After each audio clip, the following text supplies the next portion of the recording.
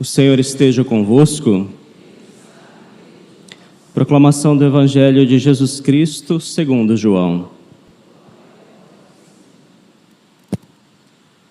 Naquele tempo disse Jesus: em verdade vos digo, quem não entra no redil das ovelhas pela porta, mas sobe por outro lugar, é ladrão e assaltante. Quem entra pela porta é o pastor das ovelhas. A esse o porteiro abre e as ovelhas escutam a sua voz. Ele chama as ovelhas pelo nome e as conduz para fora. E depois de fazer sair todas as que são suas, caminha à sua frente e as ovelhas o seguem, porque conhecem a sua voz. Mas não seguem o estranho, antes fogem dele, porque não conhecem a voz dos estranhos. Jesus contou-lhes esta parábola, mas eles não entenderam o que ele queria dizer. Então Jesus continuou: em verdade vos digo, eu sou a porta das ovelhas. Todos aqueles que vieram antes de mim são ladrões e assaltantes, mas as ovelhas não os escutaram. Eu sou a porta. Quem entrar por mim será salvo. Entrará e sairá e encontrará pastagem. O ladrão só vem para roubar, matar e destruir. Eu vim para que tenham vida e a tenham em abundância. Palavra da salvação.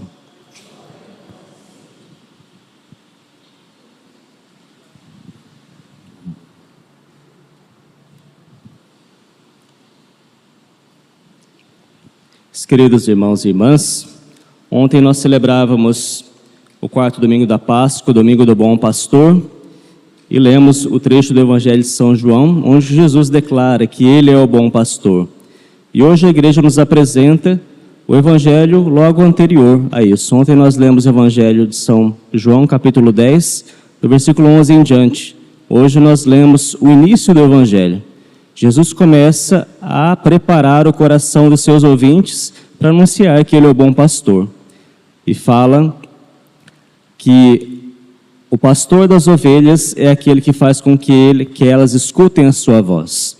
Mas, ao dizer essas palavras, os ouvintes de Jesus não compreenderam o que Ele queria dizer.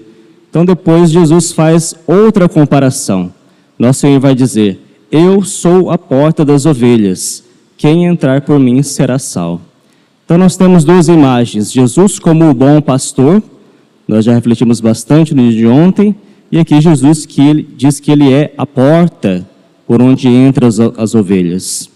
É interessante nós vermos que no mesmo Evangelho de São João, mais adiante, quando Nosso Senhor estiver no contexto da ceia pascal, antes dele oferecer o seu sacrifício, Ele vai pronunciar ali no capítulo 14 de São João, aquela frase que todos nós conhecemos: eu sou o caminho, a verdade e a vida. Essa ideia de Jesus como porta pela qual nós entramos e pela qual nós temos a vida e vida em abundância, é a mesma ideia do caminho. Jesus é o caminho. Mas é o caminho para onde? E a porta que leva para onde? É o caminho que leva a Deus Pai. Jesus, Ele é o único mediador entre Deus e os homens. Nosso Senhor, na sua encarnação, Ele fez a ponte, aquela ponte que havia sido rompida com o pecado dos nossos primeiros pais.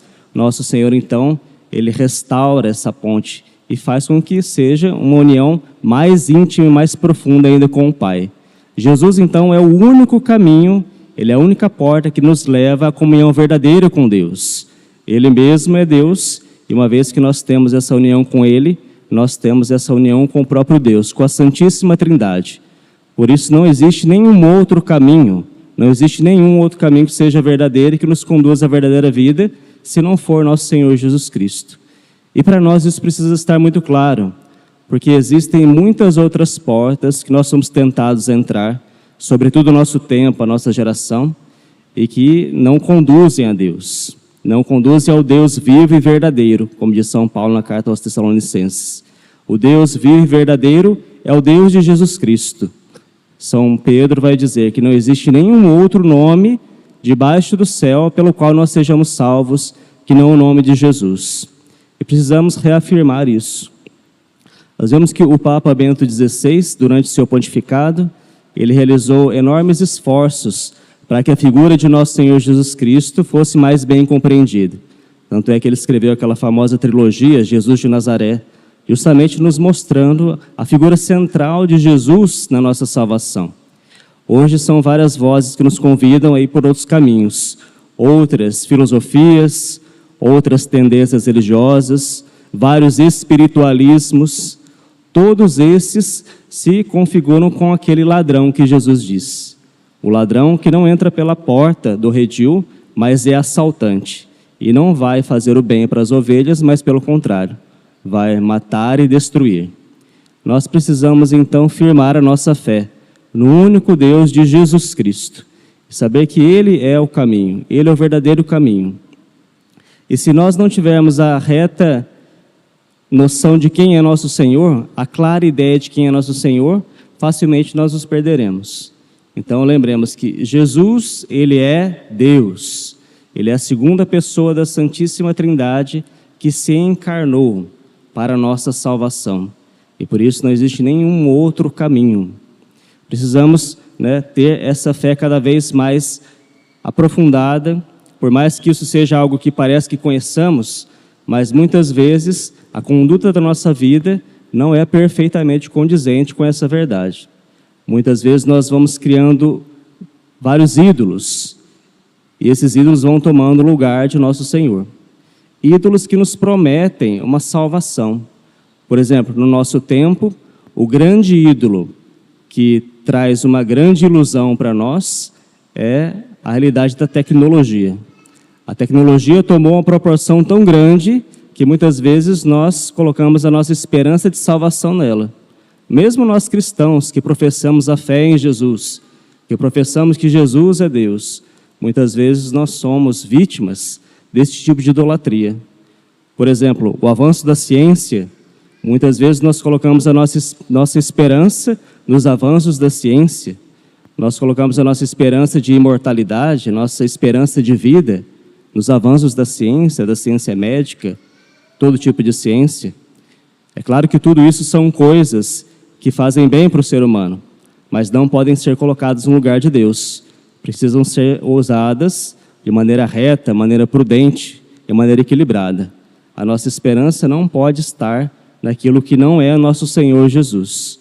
Por isso, no nosso tempo, nós somos muito tentados, cada vez mais, a vivermos uma vida imanente, ou seja, colocarmos a nossa esperança naquelas coisas que são da terra.